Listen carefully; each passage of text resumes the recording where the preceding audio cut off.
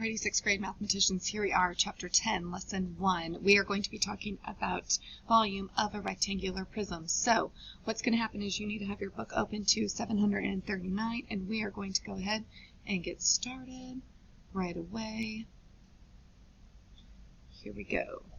So we're going to take a look at just a few things before we get started. Okay. It's going to let me move it. There we go. Okay. So taking a look at the vocabulary start up. So we need to define volume, okay? It is the amount of space in a 3D shape. So the amount of space in a 3D shape, it's what fills the inside. Okay, when would you use volume? You would use it to find out how much something can hold. Let's give an example of what is meant by that. For example, an example would be filling a fish tank. Okay, another one could be filling a swimming pool or a bathtub. Okay. All right, what is a non-example? So a non-example could be how much space is on the bottom of a fish tank.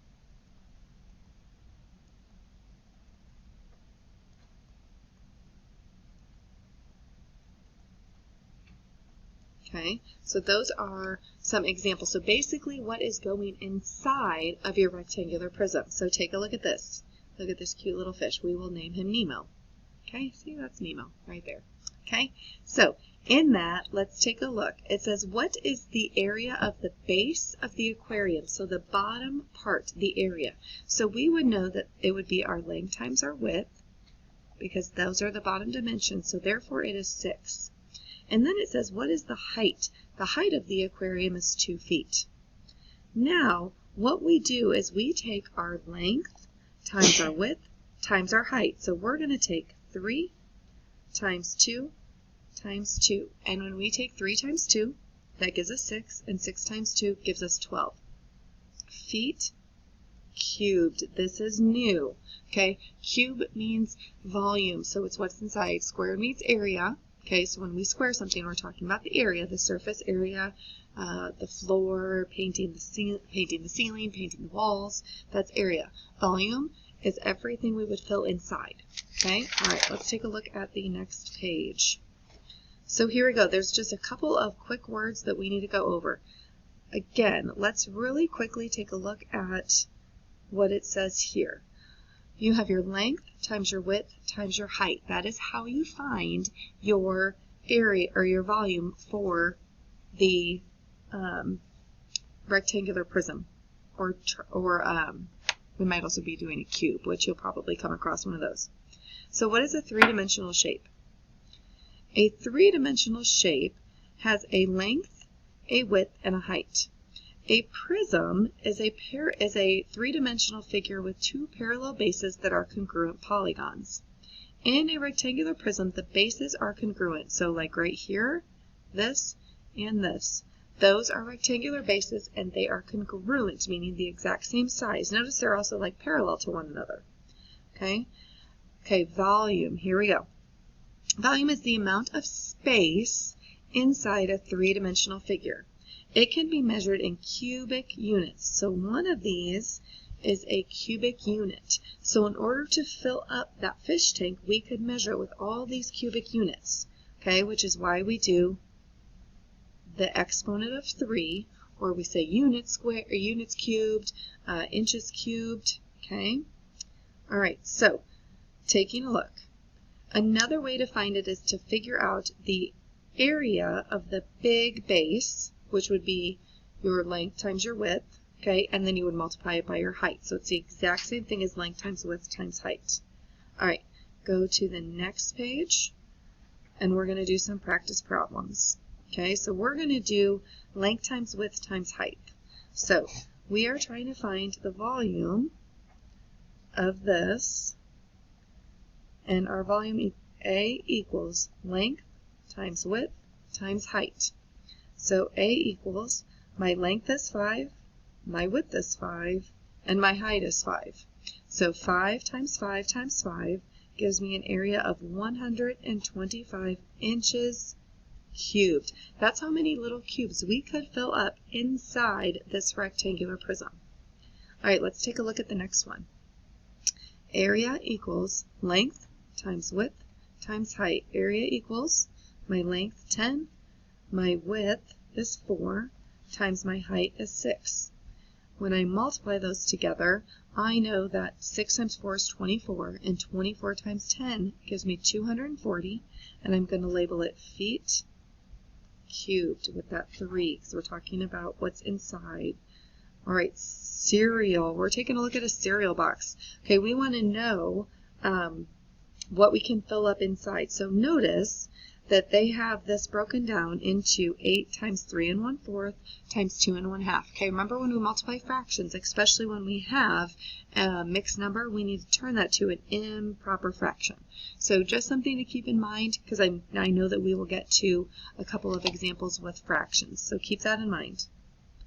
Right down here it says, find the volume of a container that measures 4 inches as its length, 5 inches as its height, and 8.5 inches wide. So area equals length times width times height. Area equals 4 times 5 times 8.5. So first thing we want to do is we want to take that 8.5 and turn it into an improper fraction.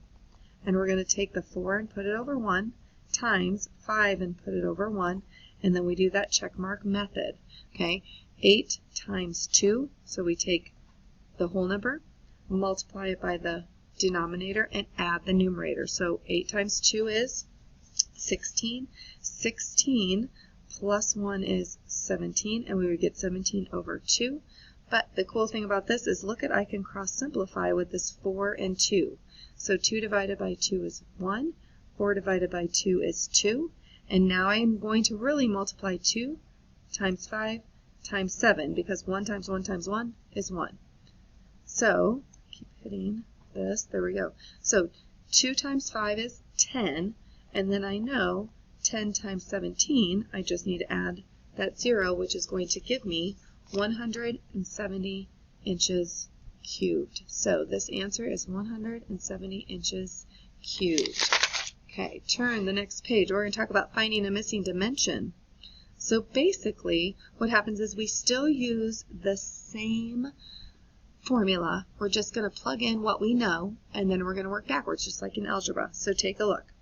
I want you to look at this one. So here we go. We're given the volume, we're given the length, and we're given the height, but we are missing the width. So again, area equals length times width times height. We're given the area of 94.5, so that replaces my A. Okay, check done. We're given the length, which replaces my 7. We do not know the width, so we're going to leave that alone, but we know the height is 3. So now I'm going to go ahead and multiply this side together. So 7 times 3 is 21, so I'm left with 21W on this side, and then I have 94.5 on this side. Remember, in algebra, we want to get that variable by itself. So if I'm multiplying 21 times W, the inverse operation of multiplying 21 times W is to divide by 21. That cancels out and leaves me with 1, which is my width, and 94.5 divided by 21 gives me 4.5. So my width is 4.5, and we need to label it, and it looks like kilometers or kilometers. Okay, let's do some practice problems together. It says a rectangular kitchen sink is 25.25 inches long, 19.75 inches wide, and 10 inches deep. Find the amount of water that can be contained in the sink. So again, area equals length times width times height. So area equals 25.25 times 19.75 times 10. Okay, so when you put that into your calculator and you multiply that all together, you are going to get a volume of 4,986.875 inches cubed. Remember, it is labeled as cubed because we're talking about volume, what we can fill in. All right, the next one. Let's take a look at 2. I'm going to kind of move over here so I have some room to work. Okay, number 2, it says find the missing, maybe not, maybe it's not going to let me. There we go. All right, find the missing dimension. Oh, hang on, I got to answer the phone. All right, that phone call said that I won $1 million. So I'm a millionaire, so I'm no longer teaching anymore. Just kidding. I'm just kidding. All right, so back to reality. Here we go. We are doing, if it does happen, if I do become a millionaire, I'm out. I'm not teaching anymore. You guys are going to have to teach yourself. We'll put somebody in charge of it. All right, so number 2, it says find the missing dimension of a rectangular prism with a volume of 126 cubic meters, a width of 7 7/8, and a height of 2 centimeters. So let's do our area equals. So area equals length times width times height. Let's fill in what we know. We know the area is 126 cubic meters. We know the width, we know the height, but we don't know the length, so we're going to leave the L alone. The width is 7 7/8 times 2. Let's go ahead and turn this 7 7/8 into an improper fraction and multiply it by 2. So 7 7/8, check mark method, 7 times 8, excuse me, 7 times 8 is 56. 56 plus 7 is 61, sorry. 61 over 8. We're going to multiply that by 2 over 1. I'm going to cancel this out. That's going to give me 4. I'm going to get 61 fourths. Okay, so you're going to see that this gets a little bit tricky because I have 61 fourths over L to get my length, right? But the problem is when we do this, we could keep doing this as 61 fourths, okay?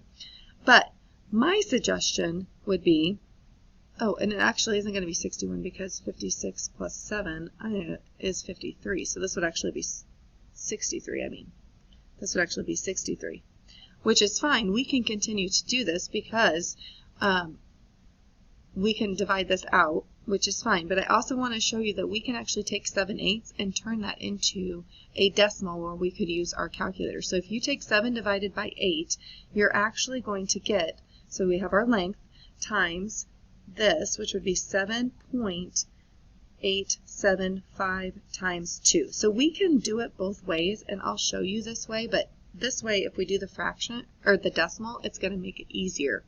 Okay, so when we multiply that together, we're going to get 15.75 equals 126. And we still have our L, okay? So now we're going to divide that out. And when I divide this out, I'm going to get 8 centimeters for the length. So this cancels out. I'm left with just one L, and I'm left with 8 centimeters. Now, if we take a look at the fraction, when we divide this out, it'd be like taking 7 7/8 plus 7 7/8, which is going to give you 14 14/8, which we know is an improper, this is an improper fraction. So we would have to divide that out, which would give us 15, and then you'd have to think that you would have 14 minus 8, which is 10, 9, 8, 7, 6, which would be 6/8, which would be the exact same, divide by 2, which would be 15 3/4. So 15 3/4 is the exact same as 15.75. Okay, those are equivalent. So you could continue to solve this problem as a fraction should you choose. I just think it's probably easier if you turn it into a decimal if possible. But again, it's gonna work itself out the exact same way, because you would get 15 3/4, and you would divide that by, or you would take 126 and divide that by 15 3/4. So either way you choose, but you would get an answer here of 8 centimeters. Okay, so that is volume. Again, remember the biggest thing about volume is area equals length times width times height. Okay, good job, way to work, awesome job. And again, if I'm a millionaire, I'm out. You're on your own.